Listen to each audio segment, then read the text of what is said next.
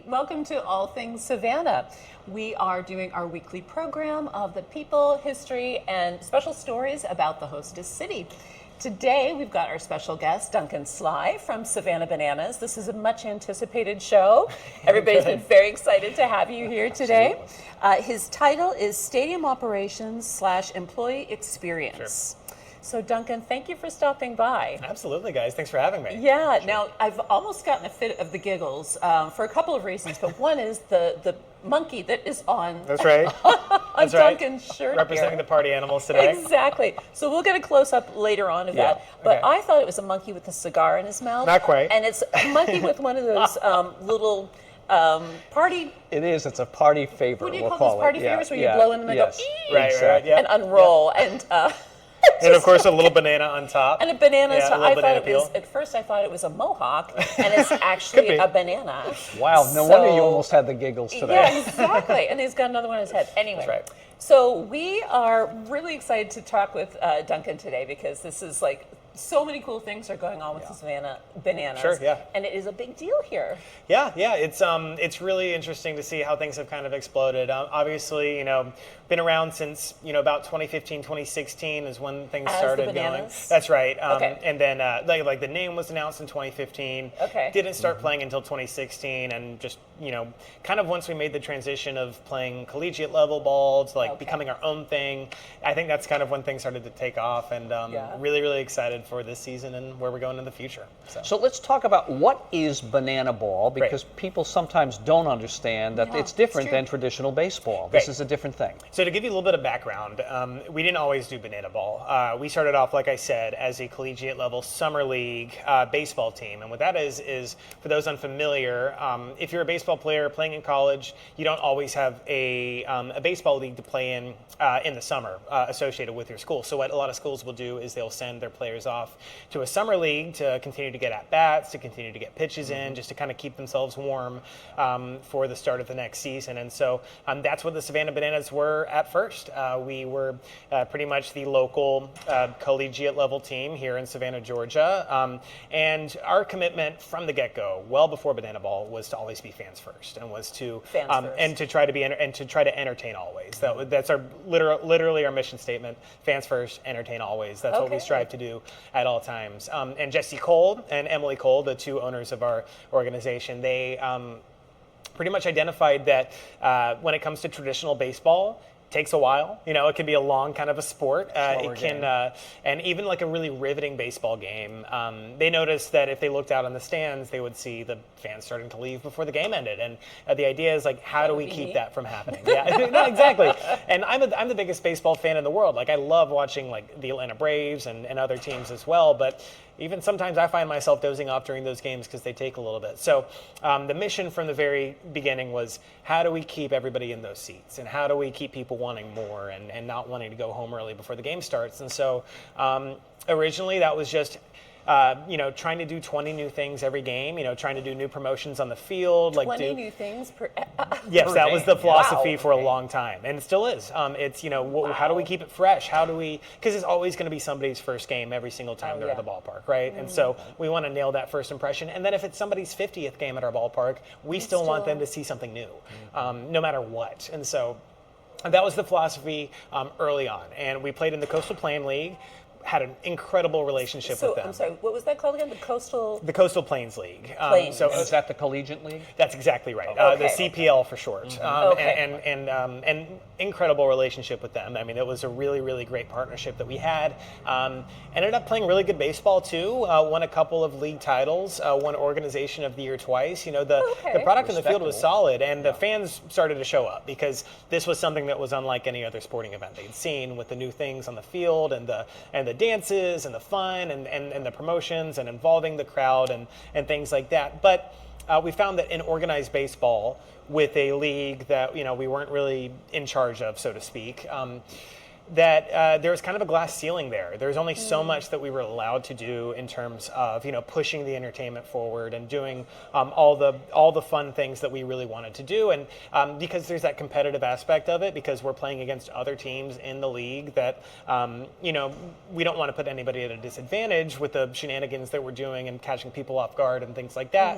Eventually, the idea was, well, let's kind of start doing our own thing and see how that goes. And so originally we would play those CPL games in the summer, and then in the spring we would play Banana Ball. And what Banana Ball is it's our own take on baseball with its own rules. Best rule, I think, is that if a fan catches a foul ball, it's an out. I think that is incredible. I mean, it's the most fans first rule, I think, because it is directly getting our fans involved in the game. Which is kind of the opposite of what they do in the major leagues. They don't want the fans.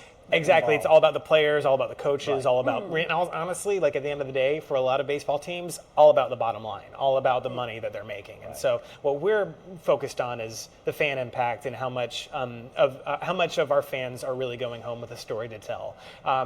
Everybody dreams of being that kid who catches a home run at a baseball game. We want every fan in the ballpark to feel like they're going home after catching a home run ball. That's the idea. We want to capture that. How fun. Yeah.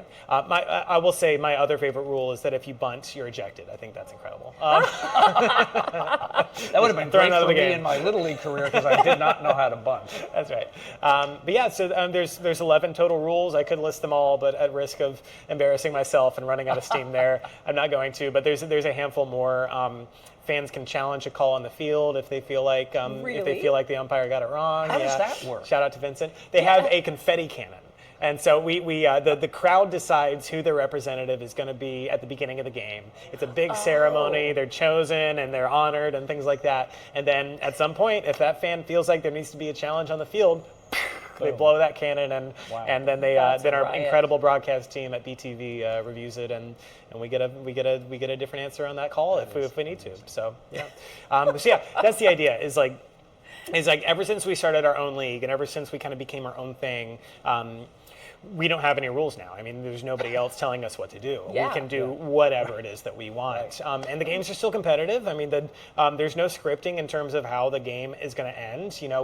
We obviously plan out dances and fun things, if something happens, but if anybody can figure out how to script where a ball is going to land after being hit off of a bat, they can make a lot of money as a general manager somewhere. I don't think anybody's figured that out yet. So it's a genuine competition. The Party Animals actually won more games than the Bananas did last year, so there's no script in terms of who is going to win any game. It's very competitive. It's very fun, but it's entirely our own thing. So. Yeah. So for watching it, I watched it for the first time last year. I got to a game. Okay. And I was one of those people who walked away thinking, this is the best thing I have ever seen. Because I've been to a number of, big ball, games, the real deal. And so for a while there, I was thinking that this was all theater. And there's what is actually going on here. Is this really a game? Right. Or not? Right. Not that it actually matters because it's so much fun. Fair. Right. You're not worried about it. So much fun. So, but yeah, no, I mean, you do have a proper season, and there is That's stats correct. going on. That's correct. Yeah, I mean, we actually have our own stats. Again, this is something that our broadcast team, Bananas TV, BTV, they do an incredible job tracking. Josh Tavletsky is our kind of color commentator who also keeps track. He's a master statistician as well.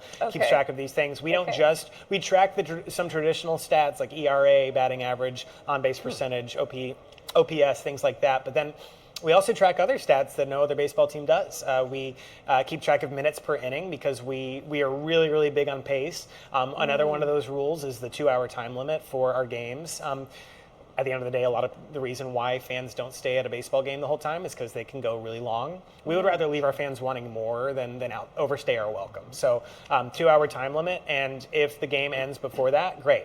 So we reward our pitchers for being really, really fast going through the order, not taking a million years to get the signs from the catcher, just pitching and going. I think our fastest inning is under a minute, or our fastest half inning is under a minute. Wow. Which sometimes it takes that long for a player to throw a single pitch. Absolutely. And in other sports, and so yeah, we track minutes per inning. We track trick plays. The more trick plays a fielder can do to get an out, the more we like backflip catches or through the legs throws. I was just going to ask you, what does that actually mean? What is a trick play, right? Exactly. Yeah, so any kind of way that you can be a showman while you're Gotcha. pulling off the play. And again, that's kind of, Josh is kind of the person who decides, that maybe is a borderline trick play, or that's something that they're doing on purpose. There's a lot of thinking that goes into all A lot of it. It's very intentional. I mean, there is this chaotic component of what goes on the field, and we love that. Like, we love the chaos and energy and the unpredictability of it. But there is so much work behind the scenes to track these things and to see, what our players are doing, not just on the baseball field, but how are they engaging our fans. That is, again, the number one most important thing. If somebody doesn't have the best batting average in the world, but they are impacting the most fans, that is an excellent banana ball player. That is huge for us. We want to remind everybody you are watching All Things Savannah. We're coming to you from the Twin Spades Lounge at the Bluff Hotel, 630 West Bay Street, Historic District, downtown Savannah. We have Duncan Sligh with us today. Duncan Sligh is, let me just get his title correct, it is Stadium Operations Employee Experience, and you're starting to realize, maybe watching this, how much goes into your job. First of all, what an amazing thing that you must have to pull off every day you're there. But the other thing is, I can't imagine what your management meetings look like. We all come from organizations where, everybody has to sit down around a big table and discuss, what are we going to do this day, this week. Sure. With all of this in the hopper, how do those look? What's that Does anybody have a confetti gun if they don't like one of the ideas? I will say, so before I got here, it was a much smaller team. It started out with just 4 people. It was Jesse, Emily, our 2 owners, and then our president, Jared Orton, who's one of the best bosses I could ever ask for, and then Marie Matzinger, who's kind of our number 1 people operations person. It was just them for a while, and then obviously started to bring more people into the fold as they started growing. I will say, early on in the staff chats, I haven't seen this myself, I'm still waiting for it to happen. If somebody was late to our staff chat, they would have to sing the national anthem in front of everybody. I haven't seen that put into practice yet. I am tempted to just maybe wander in about 5 minutes late and see if I get put on the spot. Yeah. But now today, so we actually had one of our staff chats yesterday. Sometimes they're Monday during the off season, first thing in the week. But if we're coming back from travel, if everybody's exhausted, if we're, we want to take that Monday for rest and then try to get that staff chat in Tuesday morning, I should say. And that's everybody who can be there in person is going to be in our break room, all sitting around and listening to, number one, going over our values, reminding everybody that we are here to be fans first and to put our fans in front of everything else, and to always be entertaining and always strive to be growing and to do things better tomorrow than we did today. That's the idea. But then we also want to tell stories, about amazing things that people on our team did, whether it's somebody making a fan's day or one of the players taking a fan into the locker room and showing them like a grand tour of the dugout and things like that. Like, if something incredible happened that weekend, our leadership is really, really good. Not just our leadership, but just anybody has a chance to kind of raise their hand and tell a story of something they saw somebody else do during a game or during the travel or something that made a fan's day. So that's always something that we need to make sure to talk about. And then just kind of giving a rundown for what this week looks like. We're going to Baton Rouge this week, so we talked a little bit about what those travel plans were looking like, where our plaza is going to be, where we're going to be entering our fans into, big map of the stadium and kind of showing where everything is. Oh, yeah, true. Yeah, so a little bit of logistics, a lot of culture stuff, a lot of repeating our values and making sure we're aligned on that. And then a little bit of fun too, and just really, we're big on shout outs. We're big on bragging about our staff when somebody does something excellent. Yeah, that's huge. How many people are on the team? I mean, not the players, but your team. So full-time front office, pushing about 60 now, somewhere in that ballpark, and then about 20 to 30 interns in that realm as well. And then entertainers, somewhere in the 20s, 30s, or 40s. That's a little bit outside of my department, so it's hard to say off the top of my head. And then plus the players, you're looking at about 200 people that are kind of running around doing their thing. Yeah, it's a lot. And then my team, so I'm Stadium Operations, People and Culture. I'm kind of organizing all of the part-time people that work our concessions and merchandise and things at home. All of that is you. Yeah, that's me. Wow. And obviously some delegation, but primarily me. That's about 330 people that work that are on the roster, and then about 200 of those work a home game. So people obviously have days off. And what are you doing here? How'd you find the time to come over? Well, it's funny, all day today I've been on the phone like hiring and then asking people if they want to come work for us. That's a big part of my job. So wow. So yeah. Fantastic. Yeah. So a lot of people show up at your games. Yes. Some people are old-time veterans of the game. Sure. Baseball, Major League Baseball. You just had Roger Clemens. We can talk about him. Yes. John Cena, That's WWE. right. John Cena has showed up. What's the roster look like? Throw me some names. Oh, like in the future? Like sort of who you've had and who you might have. Sure. Honestly, a lot of it is it's really kind of a logistical puzzle for a lot of that. So like if we hear that like John Cena or Roger Clemens wants to join us in some capacity, a lot of that is based off where we're at. So John Cena has a house in Tampa. I mean, it was a match made in heaven right there. And then like obviously Roger Clemens is a Texas legend with the Astros and also with the Red Sox and other teams. And so it really is looking at the fit more so than anything. We're not just going out there trying to get the biggest celebrity we can get, right? We're trying to find somebody who, are they going to buy into what we're doing? Are they going to come in with a good attitude, and are they going to take pictures with fans, and are they going to really kind of exemplify our values? And it's not just with that, it's with like, partnerships with other companies and things like that. One of the big things that we did right off the bat early on in our life cycle was, back when, before the Bananas showed up at Grayson Stadium, and a little bit into our tenure, the whole outfield wall was covered in advertisements, and that was kind of a big driver of revenue in the past. And eventually we said, let's just take all these down. Because at that point you're juggling so many partnerships, and not every one of those partnerships is going to be aligned with what we're trying to do, and we're like, you know what, we're going to eat the cost and we're just going to get rid of all this, and then we're only going to work with companies who see what we're doing, the fans first mentality, and are going to buy into that as well. So so Zappos is a big one of those. They're right there with us on that mission. Duncan Donuts is a big one, which is hilarious for me because every once in a while we get confused between which Duncan we're talking about during our meetings. Right. Took me a moment to catch up with you, but right. Yeah.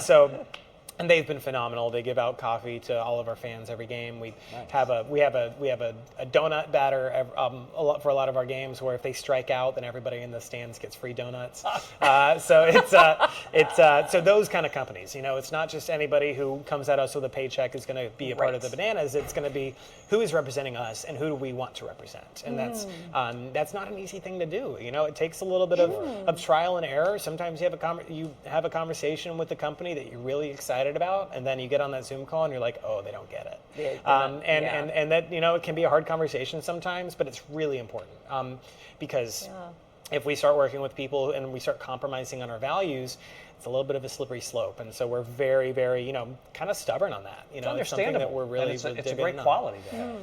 Yeah, so that's the case with the people that we invite to the ballpark too. If they're going to come in and really buy into what we're doing, we want to have them. But even if they're just a huge celebrity and they're not really they're going to be kind of checked out during the whole process, that's not going to be something that we're going to play ball with. Yeah. So. I like all the baseball metaphors you're using here. Metaphors? I know. Drop-ins. My puns for baseball, I don't even notice when I put them in now. It's part of you. It is. It's ingrained. So Duncan, tell us a little bit about you. Sure. What are you outside of the Banana Arena? Great. So I graduated from Georgia Southern at the Armstrong campus right here in Savannah, Georgia. I'm still a huge fan of that campus. I really fell in love with that place as soon as I kind of showed up there. I'm kind of like I love a good small pond, and so I don't know, I've been to the Statesboro campus plenty of times, and I enjoy it there very much, and seeing the amount of people and the big crowd there is great. But something about the kind of coziness of the Armstrong campus in Southside Savannah just really made me fall in love. And the faculty there, Carla Jennings comes to mind. I was a communications major, and kind of was able to form relationships with her and a couple other professors throughout my tenure there, and it was just very, very valuable, and just being able to have kind of an intimate relationship with my campus was really important for me. So big shout out to Georgia Southern Armstrong. I love that place. And then graduated there a couple of years ago. Did some journalism there while I was there. I was editor-in-chief of the Georgian Inkwell, which was one of my great joys of my college career, was doing that. And then After that, I did what every college student does. I worked at a restaurant, and I worked at the Black Rabbit, which is yeah. we might have talked about that a while ago. The Black Rabbit, kind of on your way to downtown on Bernard Street, and again, like my favorite bar, my favorite restaurant in Savannah is the Black Rabbit. Not just because of the great food and the great soup and sandwiches there, but also because of the people. The regulars there are just the best. There's a lot of service industry people, a lot of people that work in other restaurants and bars. Okay. So really, really got a great relationship there. And then I was working at the counter there one day, and a gentleman came in with a Savannah banana shirt, and I said, "Oh, that's great! I love the bananas. Have you been able to catch a game?" And he said, "I've seen every single one. My name is Biko. I'm the broadcast guy, and I've seen every single baseball game." And so I was like, "Oh, wow!" And he told me about an internship that they had coming up, and I applied, and now we're here. So it's funny because my vision of being a college graduate in the workforce wasn't going to be working part-time at a bar, but that's what ended up putting me exactly where I wanted to be. So I think there's a lesson to be learned there. It's just take the opportunities that you have and sink your teeth into them, and then eventually things will work out. So outside of that, I co-host an open mic at the Senate Bean every couple weeks, every first and third Tuesday of the month, 7 o'clock. Make a note of that. That's right. And it's music, comedy, poetry, lots of fun. Me and Brennan Townen, who is an incredible comedian here in Savannah, Georgia. He'll host one week and I'll run sound, and then I'll host one week and he'll run sound. So we kind of trade off. And so depending on what week you might go, it'll be a little bit of a different vibe depending on who's hosting. But I'm a musician too, so I always try to play at least one song while I'm there. And it's grown tremendously. When we started I started doing it with a different host, and then when I came in, it was very, very bare bones. Not a whole lot of people were showing up. It was a little bit scarce at first, but we kept trudging, kept doing it, and then and now we're kind of filling up the list every time we do it, which is really exciting. And so we can put that in the info box. Great, yeah, down perfect. below. Yeah, I would love for people to check it out. Anybody who's interested in that kind of thing and supporting local art, it's a good way to do that. So You are watching All Things Savannah. We're coming to you from the Twin Spades Lounge at the Bluff Hotel, 630 West Bay Street, Historic District, downtown Savannah. This is where we do the show every week. If you're a regular viewer, you know that. We have Duncan Sligh with us. He is many things with the bananas. I don't even want to go into a title. It doesn't do it justice. It doesn't. But people and culture is what's on the tag he's wearing, so that's probably appropriate. Sure. Yeah. You don't strike me as a person who ever was destined to work in a cubicle in an office. That's funny. It's true, and I think the vibe of the Bananas front office is we don't want it to feel like you're stuck in a cubicle all day. We don't want you to have blurry eyes walking out of the office every night, exhausted from the screens that you've been looking at. So always encouraged do your job on the run. I try to, I do a lot of phone calls, a lot of hiring interviews, a lot of things like that. If I can put some headphones in and walk around Daffin Park while I do that, it's a huge difference in sitting there and trying to trudge through them at a desk. There is a little bit of grinded out office work, becoming proficient at Excel spreadsheets was not on my bingo card for my life, but here we are. It's one of those things, and actually enjoying Excel spreadsheets was not something that I predicted. That's encouraging. Yeah, I know, right? Yeah, it's fun. You can make them all pretty and stuff, and then you do color coding. It's nice. You can start doing tutorials. That's right. Yeah, well, maybe not yet. But yeah, it is about balance. Sometimes you got to sit there and you got to grind out work. I mean, it's a lot of work, and especially with how rapidly we're growing. You got to keep up, and you got to kind of match that growth with energy and with enthusiasm, and just kind of roll with the punches, so to speak. It's gonna. So, for example, before January of this year, in terms of the recruiting aspect of things, I'd be pretty happy if I had 5 to 10 applicants a week, and if I was pushing over 10, that's a really, really big week for me. I would usually go to Statesboro or Southside Savannah, go to those Georgia Southern campuses and set up a table, tell people what we're doing and try to get some applicants. And if I got a few, that's great. If not, pretty normal, just trying to keep on working on it. And then I submitted a request to our creative team to put something on an Instagram story and on Facebook, telling people that we were looking for a few more people to join us for the season to work part-time. and all of a sudden I had 200 applicants in 2 days. Holy. Oh, wow. Sometimes your whole job changes.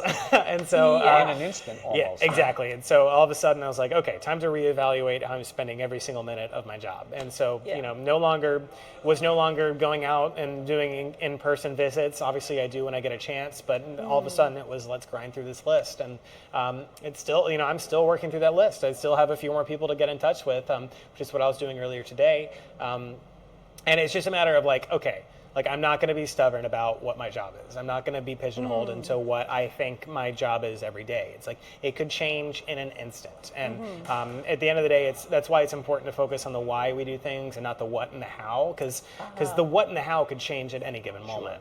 It's more about remembering our goals and remembering why we're doing this and why we're here. We're here to impact people. We're here to make people's lives better, and to not just with our fans but with the people working there. We consider our workers our biggest fans. And so keeping the eye on the prize, so to speak, was really, really important there, because you can adjust everything else if that's the case. As long as you have one consistent thing, the why we do things, everything else can change. You can mold and adapt it to whatever the challenges happen to be. Honestly, I think he should do seminars, don't you think? I was just thinking the same Yeah, thing. Because so many clearly. companies want to do this. So many Yeah. companies strive to get their employees jazzed up about what they do every single day. Right. Genuflect to a wall that has something on it and get it done, on a consistent basis. Yeah. I mean, it seems like the organization has figured it out, and I think that's amazing. Well, and I think it starts from the tip top. It's not. It's Yeah. something that trickles down to the rest of the organization, because Jesse Cole and Emily Cole, they're never going to get stuck in their ways of doing something exactly the same way every single time. They're running around doing all kinds of different stuff, and they never have a day that looks exactly the same as the day before. So they're as deeply involved as everybody else. Sure. I don't see Jesse and Emily as much as I see some other folks. They live in North Carolina. They have children there. And so oftentimes they're commuting back and forth. Oftentimes they're on the road at the games. I'm usually here at home, focused on our home games. But their leadership is still very much felt. And every opportunity we get to interact with them is very eye-opening, because you get to see how their brain works, and you get to see where kind of the beginning of this organization kind of started, and it was in their brain. And it was so just to kind of go back a little bit. Jesse Cole didn't start his baseball career at the Savannah Bananas. He was a minor league player who was, whose career was kind of cut short due to injuries. He was a pitcher, and then became the general manager of the Gastonia Grizzlies. And he talks about this in his book, Find Your Yellow Tux. He pretty much sat down at his owner's office, and the owner said, okay, we are about to run out of money in about a month, and I need you to fix it. And so he said, okay, Tall water. let's Cool. figure it out. And that's when the fans first mentality kind of started. That's when the seeds were sort of laid, so to speak. And so he noticed that the more he focused on the bottom line, the more he focused on signing better players and better coaches and things that other baseball teams were doing, it wasn't working. Like nothing was happening. It wasn't budging. And so he said, okay, what if I do the exact opposite of what everybody else is doing? And to this day, that's still one of our core tenets, is notice what everybody else is doing and do the exact opposite. And so he said, okay, let's focus on the fans. Let's focus on the entertainment. Let's focus on doing incredibly silly things that can get our fans involved and get our players involved. And let's give somebody a ticket that they can't get anywhere else. Yeah. All of a sudden, the Gastonia Grizzlies started to not only survive but thrive, and continued to kind of cook through those seasons. Same league, the Coastal Plains League, was where the Gastonia Grizzlies were as well.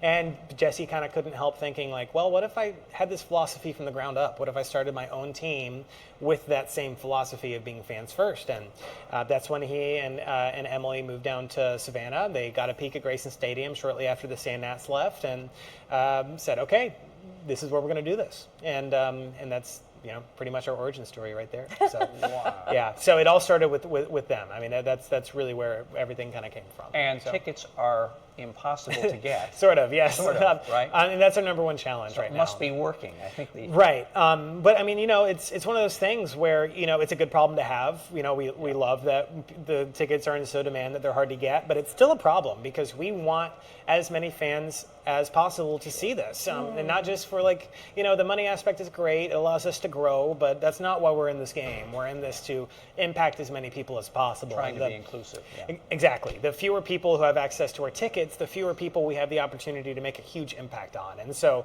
the reason why we're going to these MLB ballparks this season and the reason why we added 1,000 seats to Grayson Stadium is not to sell more tickets, it's to impact more fans. Yeah. And the idea is that we want to get to a point where we don't have a wait list anymore. We want to be able to give everybody a ticket who wants one. We want to have more than enough availability for any fan who wants to see us to come see us. It's still a challenge. We're still working there. We're probably not even close to reaching that goal, but it's a great goal to have. And it's something that we're more than willing to meet head on. We're going to sell about 1 million tickets. We're going to see 1 million people this year.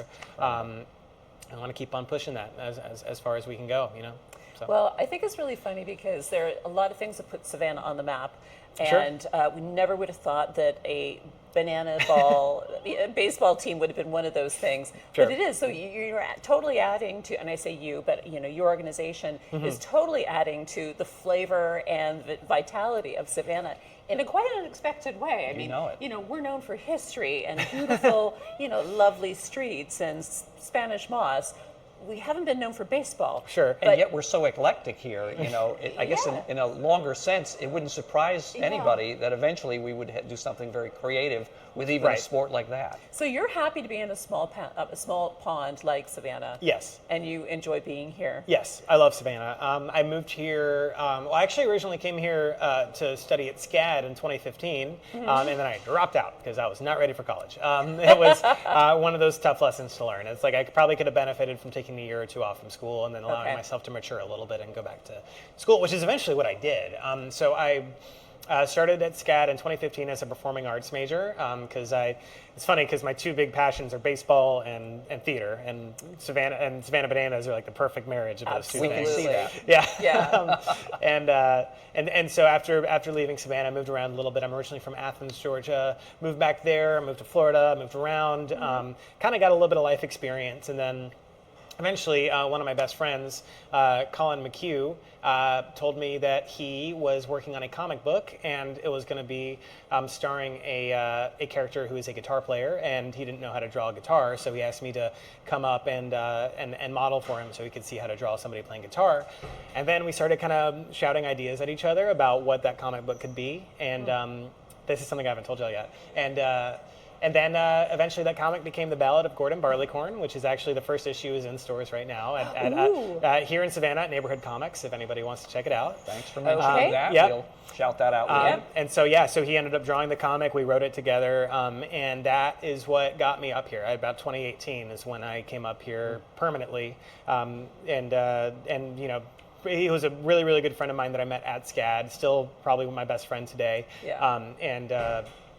And after moving back up here in 2018, I never looked back. I kept working different jobs. I worked in a warehouse for a while, worked at a hotel for a while, not too far away from here, and then decided eventually, around the pandemic time, I was like, okay, time to go back to school because. Just because I felt that urge and I felt like I wanted to finish what I started, and had been taking classes on and off online up until that point, but I was like, man, I'm not going to have much longer of a chance to really feel like a kid in college again, and I want to feel that feeling of being on campus again, and that's pretty much when I fell in love with Armstrong and saw that they had a communications program. I'd always wanted to study communications, and that's kind of what kept me here was a little bit of that. Well, I hope you never leave Savannah because you bring so much joy. I don't know if you can feel it. Yeah, it's infectious. Thanks. It really is. Duncan, you are just like a bundle of joy. This is just so great to have you here today. Thank you so much for coming. Guys. Yeah, thank y'all for having me. This is great. I love what y'all are doing. Our pleasure. We know you'll be missed if we keep you any longer. We better let you get back to the Yeah, organization. that's true. Yeah. Well, I appreciate it, guys. It's so great to have you. I'm glad that y'all are doing this for the city, and glad that you're telling the stories that are coming here. It's really great. Your story is among those that matter. That's the reason we're doing Thank you so it. much. Absolutely. Thank you. I appreciate y'all. Wow, what a show, huh? Yeah. Let's remind everybody that in just a few days, we, Danielle and I, and Mark Odell will be live streaming the St. Patrick's Parade the 200th anniversary from the Andrew Lowe House Museum on Lafayette Square here in Savannah. We'll be doing the first hour. We don't want to mislead anybody to think that we're doing the entire parade to the very bitter end. Right. But we not want that you to have a flavor of it if you're not able to get down, and let you sort of participate. So Yeah, it'll be fun for it's us. gonna be fun. Yeah, and I think we're going to have a great time. So that'll be the next time we see you. Until next time, Yeah, let's do it again. let's do it again. All Thanks, right. guys. Thanks. Bye.